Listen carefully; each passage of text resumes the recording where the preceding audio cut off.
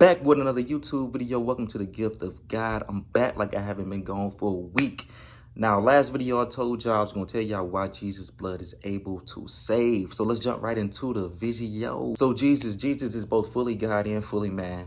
He has a divine nature. He is eternal. He always existed. He existed before time. Before Abraham, verily, I say unto thee, before Abraham, I am. Jesus has always existed. He is eternal, which makes Jesus' sacrifice a perfect sacrifice. So his blood being eternal, his blood is not only able to cover your past sins, but is able to cover your today sins and your tomorrow sins and your future sins. It covers people who are not yet born. It covers people who does not exist yet. So when he was on the cross 2,000 years ago, he didn't only die for the people there, but he died for people who would come into existence after that generation. He died for generations. His blood is able to cover generations because Jesus is eternal, which makes him the perfect sacrifice. So God came down in the flesh to reconcile us back to himself through the cross because he was the only one who can do it. Nobody else could do it.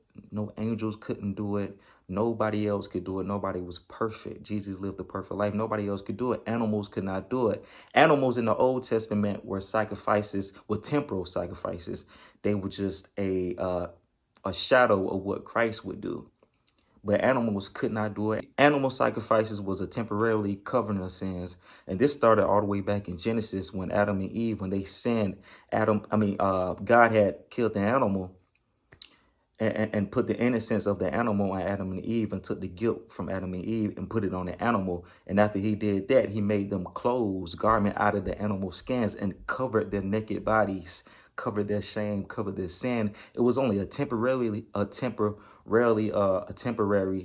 covering of sin. And it was a foreshadow of what Christ would do when he came into the picture.